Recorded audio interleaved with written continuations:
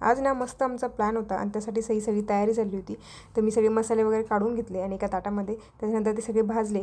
तर त्याचबरोबर लसूण हिरवी मिरची वगैरे भाजून घेतली आणि आज मला बनवायची होती मिसळ. तर मी झाडाचे जे बाहेर कढीपत्ता लावला आहे त्याचे पानं जे होते तोडून आणले आणि बाहेर बघा मस्तपैकी पाऊस चालू होता. आणि हे पाऊस चालू असले की मला जे झाडं मी लावले ते झाडं बाहेर पावसामध्ये ठेवायला खूप आवडतात. एकदम अशी त्यांची आंघोळ झाल्यासारखं वाटतं. आणि वेदर बघा एकदम क्लाउडी झालं आहे.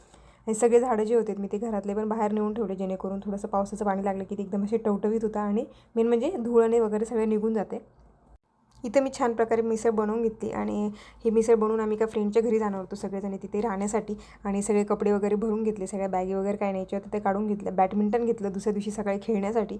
इथं बघा अनायरा रेडी झाली, त्याच्या कपाळाला काहीतरी चावलं होतं त्याच्यामुळे थोडीशी ती अशी नरम नरम होती.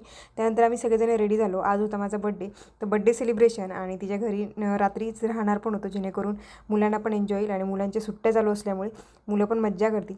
त्यानंतर आम्ही सगळे तयारी वगैरे झाली, सगळे कपडे वगैरे भरले आणि इथे बघा रात्री झोपण्यासाठीची कपड्याची सुद्धा तयारी करून घेतली. आणि चला परत भेटूया पुढच्या लवकरच व्लॉगमध्ये. तोपर्यंत बाय बाय.